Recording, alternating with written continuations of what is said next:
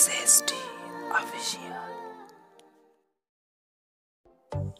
মিলি, এই মিলি, কি হয়েছে অভি? এত চিৎকার কেন করছো? মিলি, আমার ওয়ালেটটা পাচ্ছি না। টেবিলের ওপরে রাখা আছে। মিলি, আমার বেলটা পাচ্ছি না। বেডে রাখা আছে। মিলি, আমার শার্টটা পাচ্ছি না। কোনো উত্তর না দিয়ে মিলি রুমে এসে দেখলো অভি পুরো তৈরি হয়ে রয়েছে অফিসের জন্য। ওকে রুমে দেখেই ওর দিকে এগিয়ে এলো অভি। এতক্ষণ ধরে নাটক করছিলে কেন? তুমি তো জানোই তোমাকে না দেখে আমি অফিসে যাই না। এসে যখন পড়েছো আমাকে টাইটা পরিয়ে দাও। মিলি অভির চেয়ে অনেকটাই হাইটে ছোট। অভির কাঁধ পর্যন্ত উচ্চতা মিলির, তাই পা দুটো উঁচু করে দাঁড়িয়ে টাই বেঁধে দেওয়ার চেষ্টা করলো, আর অভি ওর কোমর জড়িয়ে ধরল। মিলি শাড়ি পরে থাকায় ওর উন্মুক্ত কোমরে পেটে হাতের আঙ্গুল দিয়ে আঁকিঝুঁকি কাটতে থাকলো। অভির দুষ্ট হাত জোড়া। কি হচ্ছে কি? ঠিক করে বাঁধতে দাও। ইস বউ, এভাবে তাকিও না প্লিজ। আমাকে অফিসে যেতে হবে, তাই তোমার সঙ্গে রোমাঞ্চ করতে পারবো না। দিন দিন তোমার অসভ্যতামি বেড়েই চলেছে। বউর কাছে কোনো পুরুষই অসভ্য নয়। তুমি কিন্তু। ততক্ষণে অভি ওর মুখ বন্ধ করে দিয়েছে নিজের ঠোঁট দিয়ে। কিছুক্ষণ পর ওকে ছেড়ে দিয়ে বলল, রসমালাই খাইয়ে পেট ভরিয়ে দিবা নাকি? সকালের নাস্তা দিবা না? চলো দিচ্ছি। দুজনে খেয়ে নিল। অভি মিলির কপালে ভালোবাসার পরশ এঁকে দিয়ে অফিসের জন্য বেরিয়ে গেল। কিছুক্ষণ পরে মিলির মা ফোন করলো, মিলিকে জন্মদিনের শুভেচ্ছা জানালো। আরো অনেকেই জন্মদিনের উইশ করলো মিলিকে, শুধু অভি করেনি। তাই মিলি নিজেই ফোন করলো, কিন্তু ফোন রিসিভ হলো না। লোকটা পেয়েছে কি? নিজেও কল করেনি, আমি কল করলাম সেটাও ধরছে না। মিলি ঘুমিয়েছিল, তখন ফোনটা বেজে উঠল। ঘড়ির দিকে তাকিয়ে দেখলো 6টা বাজছে, আর এখন কল করেছে অভি। ও কলটা রিসিভ করলো।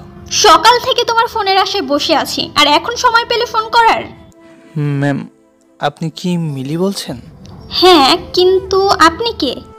যে ব্যক্তির অ্যাক্সিডেন্ট হয়েছে তারই মোবাইল এটা, আর ইমার্জেন্সি থেকে আপনার নাম্বার পেয়ে কল করলাম।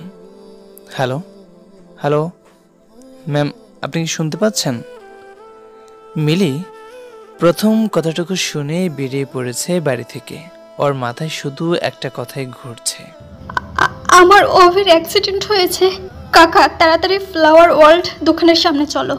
রাস্তার সবাই বলাবলি করছে। ইস, বেচারার বয়সটাও বেশি না, হয়তো কিছুদিন হয়েছে বিয়ে হয়েছে, তাই হয়তো ফুল কিনতে এসেছিল। আজকাল লরির ড্রাইভাররাও সিগন্যাল মানে না, যদি মানতো তাহলে আর এই দুর্ঘটনা হতো না। গাড়ি থেকে নেমে ভিড় ঠেলে সামনে এগিয়ে গিয়ে স্তব্ধ হয়ে গেল মিলি। অভির শরীরের রক্তে পুরো রাস্তা ভেসে আছে। নিথর শরীরটার পাশে রক্ত গালা একগুচ্ছ নীল গোলাপগুলো ছড়িয়ে আছে। ওকে হসপিটালে নিয়ে যাচ্ছেন না কেন? প্লিজ অ্যাম্বুলেন্স ডাকুন প্লিজ। উনি অ্যাক্সিডেন্ট হওয়ার সাথে সাথেই মারা গেছে। কথাটা মিলির ফাঁকা মস্তিষ্কে আঘাত হানল। ফলস্বরূপ জ্ঞান হারিয়ে রাস্তায় লুটিয়ে পড়ল মিলির শরীরটা। ড্রাইভার কাকা এসে তাড়াতাড়ি অচেতন মিলিকে গাড়িতে বসিয়ে হসপিটালে নিয়ে গেল। কিছুক্ষণ পর জ্ঞান ফিরতেই ডাক্তার বললেন, কংগ্রাচুলেশন মিসেস চৌধুরী, আপনি প্রেগনেন্ট। কথাটা শুনেই ও চিৎকার করে উঠল। অভি, অভি কোথায়? ওর মা এসে শান্ত করতে চাইল, কিন্তু পারল না, তাই ওকে বাড়িতে নিয়ে এলো। এসে দেখলো বাড়িতে প্রচুর লোকের ভিড়। ভিড় ঠেলে এগিয়ে গিয়ে অভির নিথর শরীরটার পাশে বসলো মিলি।